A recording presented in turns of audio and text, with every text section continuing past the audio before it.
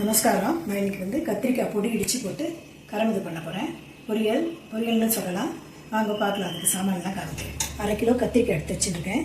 அதுக்கு வறுக்கிறதுக்கு தனியா, கடலைப்பருப்பு, உளுத்தம்பருப்பு, கடுகு, மஞ்சப்பொடி, பெருங்காயம், வறுக்கிறதுக்கு எண்ணெய் வச்சுருக்கேன்.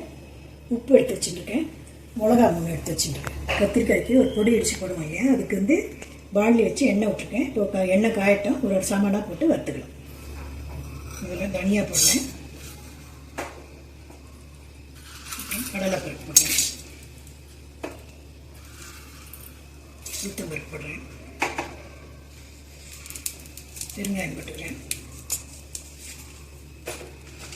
மிளகா போட்டுக்கிறேன். நான் 1/2 கிலோ சாமானுக்கு கத்திரிக்காய்க்கு போட்டுருக்கேன். நீங்கள் கூடவோ குறைச்சி நீங்கள் போட்டு பருத்த வேலை கோல்டன் ப்ரௌனாக வந்துட்டு இப்போ இதை எடுத்து வச்சுட்டு கத்திரிக்காய் போடலாம். எண்ணெய் காஞ்சி எடுத்து இப்போ கத்திரிக்காய் போட போகிறோம். அதுக்கு முதல்ல கடுகு போடுறேன். கடுகு வெடிக்கட்டும். உளுத்தம்பருப்பு போடுறேன். கொஞ்சோண்டு பெருங்காயம் போடுறேன்.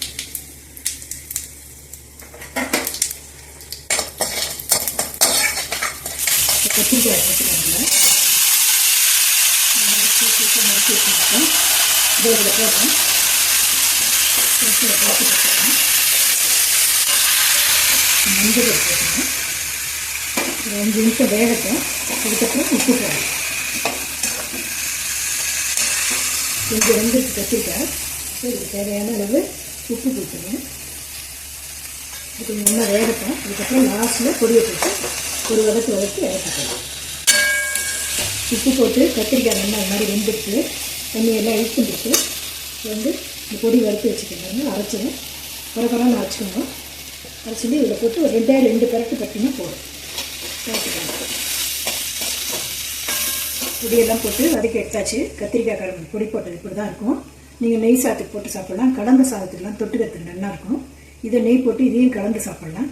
நீங்களும் இதே மாதிரி பண்ணி பாருங்கள். அடுத்த வீடியோவில் பார்க்கலாம். நன்றி.